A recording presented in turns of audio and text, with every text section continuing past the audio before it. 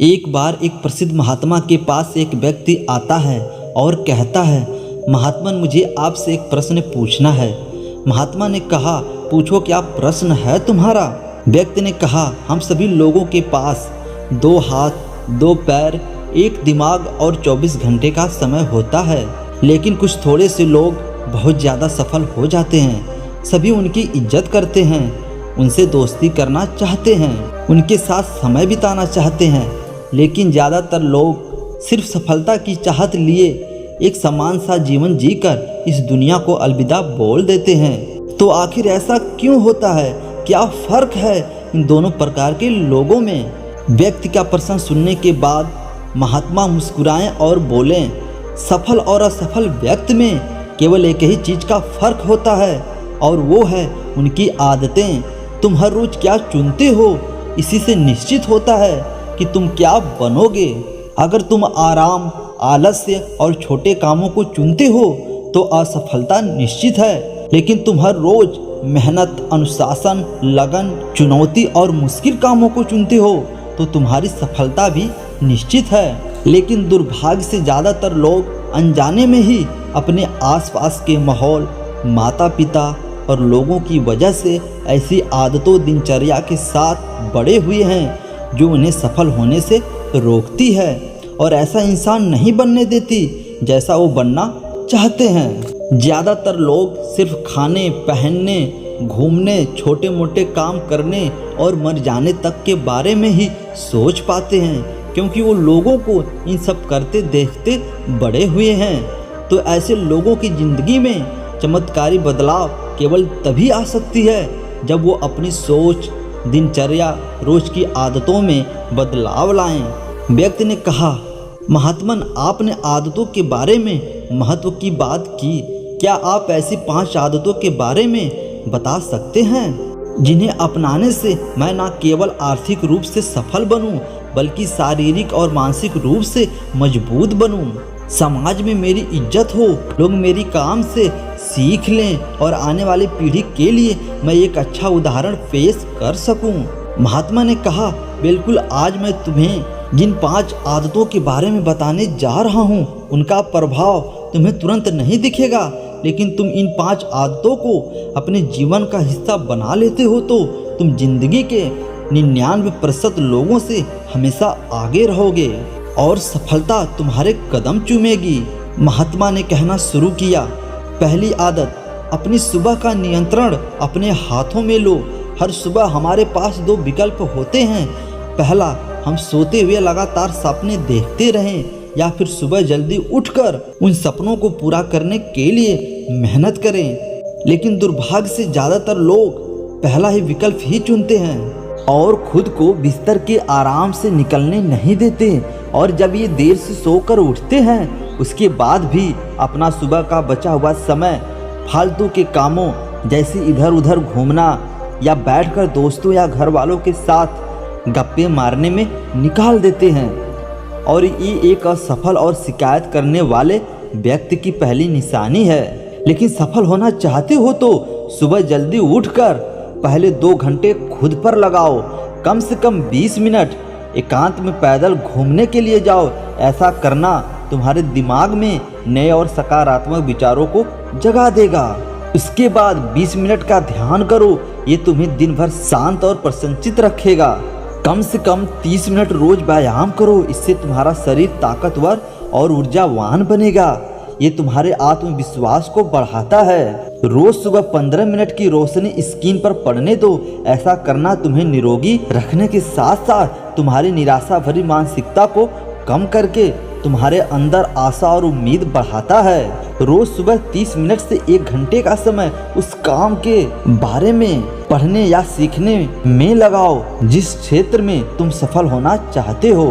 रोज सुबह का 1 घंटे का यह अभ्यास तुम्हें उसी क्षेत्र में काम कर रहे या अन्य लोगों से बहुत आगे लाकर खड़ा कर देगा। सुबह के 5 घंटे सबसे ज्यादा ऊर्जावान होते हैं, इसलिए इस समय किसी दूसरे के हाथ मत आओ।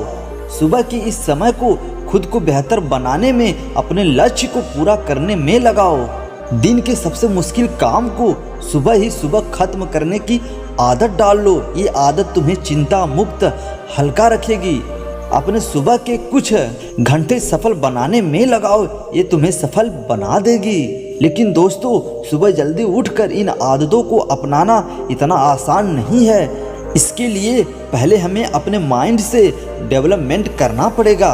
और सुबह जल्दी उठने के लिए आपके माइंड सेट को डेवलपमेंट करने में हेल्प करेंगी 2 बुक्स, जिसमें से पहली बुक्स का नाम है द मिरेकल मॉर्निंग और दूसरी बुक्स है द 5 AM क्लब। ये दोनों ही बुक्स हमें सिखाती हैं कि दुनिया के सबसे सफल लोगों का मॉर्निंग रूटीन कैसा होता है और कैसे हम भी उस रूटीन को अपनाकर अपने जीवन में चमत्कारी बदलाव ला सकते हैं। दूसरी आदत, हर किसी के लिए हर समय उपस्थित रहना बंद कर दो। अगर तुम हर किसी के लिए आसानी से उपलब्ध हो जाते हो तो इसका मतलब है कि तुम्हारे जीवन में कोई बड़ा लक्ष्य नहीं है। ऐसा करके तुम लोगों के नज़रों में अपना मूल्य खो देते हो। लोग तुम्हें गंभीरता से नहीं लेते, इसीलिए ऐसा इंसान को अपना समय देना बंद कर दो जो तुम्हारी इज्जत नहीं करता और तुम्हें फालतू इंसान समझता है। ध्यान रखो, अगर हर इंसान अपनी मर्जी के अनुसार तुम्हारे समय को उपयोग कर रहा है और तुम सभी के लिए आसानी से उपलब्ध हो, तुम कभी भी एक प्रभावशाली व्यक्ति नहीं बन सकते। तुम्हारी इस कमी की वजह से लोग तुम्हारी अच्छाई पर ध्यान नहीं देंगे और तुम्हें हल्के में लेने लगेंगे। लेकिन इसकी जगह अगर तुम समझदारी के साथ अपने समय का सही उपयोग करके अपने लक्ष्य की तरफ बढ़ते रहोगे तो लोग तुम्हारी इज्जत भी करेंगे और तुमसे सीख भी लेंगे। ध्यान रखो, सूरज की अनुपस्थिति में ही लोग उसकी कीमत को जान पाते हैं। जितने लंबे समय तक बरसात के बादल रहेंगे उतनी ही ज्यादा लोगों के अंदर सूरज को देखने की चाहत बढ़ेगी। गर्मी में ज्यादा धूप के कारण लोग जिस सूरज को नापसंद करते हैं, सर्दी और बरसात में उसी सूरज का इंतजार करते हैं। लेकिन सिर्फ तुम्हें लोगों को दिखाने के लिए अपनी उपस्थिति को कम नहीं करना, बल्कि तुम्हें उपस्थित रहना है, क्योंकि तुम अपने समय की इज्जत करते हो और अपने काम को लेकर गंभीर हो। महात्मा ने आगे कहा, तीसरी आदत, जल्दी निर्णय लेना सीखो। कमजोर विचारों वाले लोग हर निर्णय लेने में समय लगाते हैं, लेकिन जो उच्च प्रदर्शन करने वाले लोग होते हैं वो जल्दी निर्णय करते हैं और काम पर लग जाते हैं। जल्दी निर्णय लेने वाला इंसान देर से निर्णय लेने वाले इंसान से हमेशा आगे रहता है, क्योंकि देर से निर्णय लेने वाला इंसान जब तक सोचेगा, हर संभावित विकल्प के बारे में विचार करेगा, तब तक एक निर्णायक व्यक्ति निर्णय लेकर काम भी शुरू कर रहा हो चुका होगा और जब जरूरत पड़ने पर खुद को या अपनी योजना को बदल चुका होगा। इसलिए निर्णायक बनो। तुरंत निर्णय करने की काबिलियत में बहुत बड़ी ताकत है। बिना ये जाने जो निर्णय मैं ले रहा हूँ वो 100% सही है या नहीं। मुश्किल समय में ऐसा निर्णय लेने के लिए बहुत ही आत्मविश्वास और हिम्मत की जरूरत पड़ती है। लेकिन जल्दी निर्णय लेने का फायदा ये भी है, किसी भी समय जरूरत पड़ने पर हम बदलाव कर सकते हैं। अक्सर लोग ये कहते हैं जानकारी एक ताकत है, लेकिन ये हर समय सही नहीं होता। ज़्यादा जानकारी नुकसान भी पहुंचा सकती है। अगर तुम अपना बहुत ज़्यादा समय जानकारी इकट्ठा करनी, सोचनी और योजना बनाने में लगा रहे हो तो इसका मतलब है कि तुम सबसे कम समय उस काम को करने में लगाने वाले हो। इसीलिए किसी काम के बारे में ज़्यादा जानकारी इकट्ठा करने की ज़रूरत नहीं है। कुछ समय लेकर ठीक से सोच लो, लेकिन जब एक बार निर्णय ले लो तो उसी के साथ चिपके रहो जब तक उसे बदलना बहुत ज़रूरी ना हो जाए।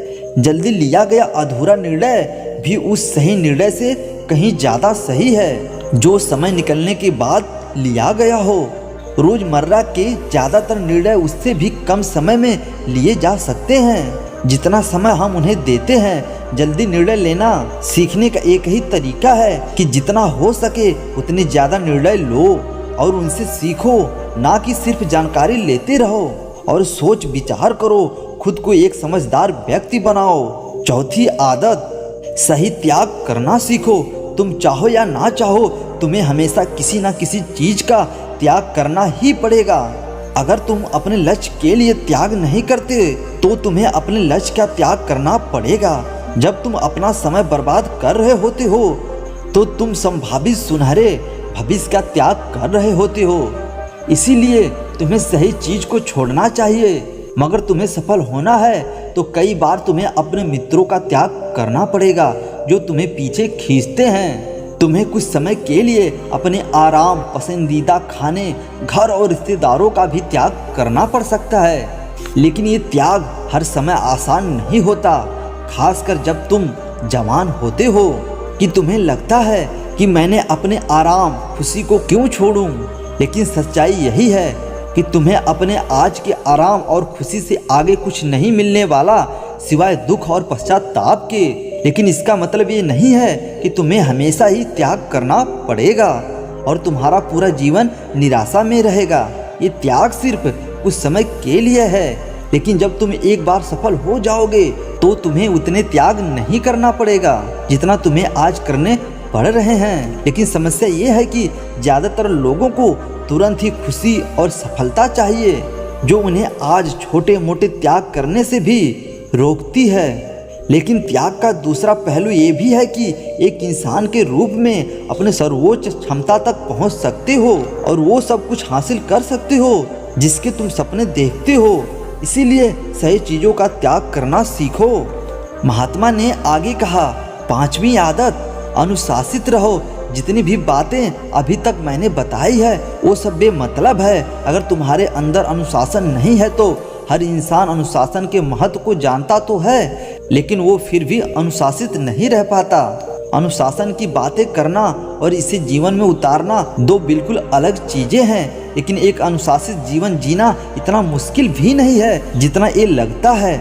अगर तुम खुद के प्रति ईमानदार हो तो ये बहुत आसान है। तुम हर रोज वह काम करना शुरू कर दो जो तुम्हें लगता है कि तुम्हें करना चाहिए, फिर चाहे वो तुम्हारा करने का मन कर रहा हो या ना कर रहा हो। शुरुआत अपने बिस्तर से करो। सुबह जैसे ही नींद खुले आलसियों की तरह पड़े रहने की बजाय तुरंत बिस्तर छोड़ दो। कसरत करो, स्नान करो, ध्यान करो, फिर अपने जरूरी काम करो। अनुशासन हमें अपने लक्ष्य की ओर केंद्रित रखता है, हमारा खुद पर नियंत्रण बढ़ता है। हम विपरीत परिस्थितियों में भी खुद को शांत रख सकते हैं। अनुशासन एक धागे की तरह होता है, जितनी बार लपेटोगे उतना बार मजबूत होता चला जाएगा।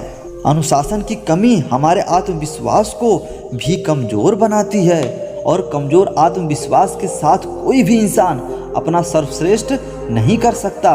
इसलिए अपने अंदर की कमजोरी के खिलाफ लड़ते हुए रोज अपने अनुशासन को मजबूत करते चले जाओ, क्योंकि अनुशासन के द्वारा ही दूसरी अन्य आदतों का अपनी सफलता के लिए उपयोग किया जा सकता है। दोस्तों, उम्मीद है कि ये वीडियो आपको पसंद जरूर आई होगी। ऐसे कहानी सुनने के लिए चैनल को सब्सक्राइब जरूर करें।